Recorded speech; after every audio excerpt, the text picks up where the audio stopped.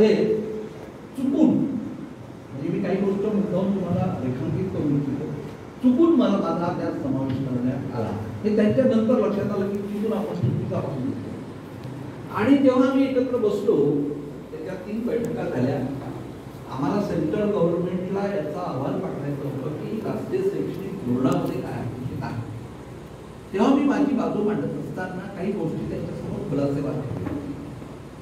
ते असे ठेवले होते की आपण ज्या प्रवासाला निघालो तो प्रवास जर चुकीच्या वळणावर असेल, मातीशी इमान राखणारा नसेल आणि या देशाचं सोशल स्ट्रक्चर जर तुम्हाला माहिती असेल, ते आपण हायपोथेटिकली विचार गृहीतकांच्या आधारावर महानगर म्हणून सगळ्या जगाला जमीत असणारा देश पाहणं, अशा आभासी व्यवस्थेमध्ये आपण जर पाहत असू तर मग आदर्शवाद मांडायला काही लागत नाही. आदर्श सगळीकडे मांडता येऊ शकतात. फिजिबिलिटी काय आहे, व्यवस्था काय, ग्राउंड लेवलवर नेमकं काय घडतं, काय मांडलेली संकल्पना वेगळी नाही.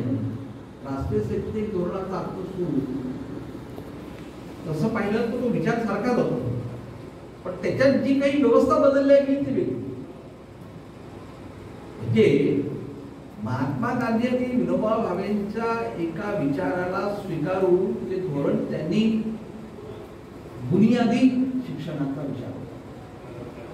बुनियादी शिक्षण म्हणजे काय की माझ्या रोजच्या व्यवहारामध्ये त्या शिक्षणाची उपयोगिता आहे असं शिक्षण आपण विद्यार्थ्यांना दिलं पाहिजे, समाजाला दिलं पाहिजे, ज्यातून तो कुशलता निर्माण होतो. दुसरी गडबड अशी इथे प्राच्यशास्त्र विषयाचे सर्व अभ्यासक आहेत, माझ्या भगिनी पण बसलेल्या आहेत, त्याचा उल्लेख थोडा टाळतो कारण वेळ द्यायचा.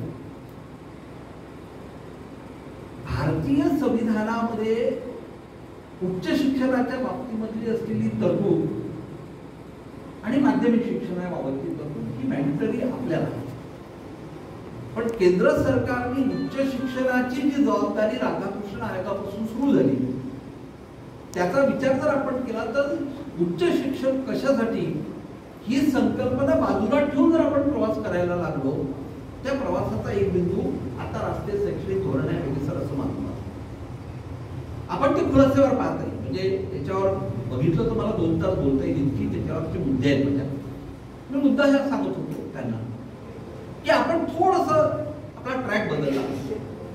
कालपर्यंतच्या शिक्षणामध्ये असलेल्या ज्या काही त्रुट्या आपल्याला जाणवायला लागल्या त्याला बाजूला करून त्यामध्ये नवीन उपयोगी असणारं शिक्षण आपल्याला देता येते का याचा विचार झाला पाहिजे.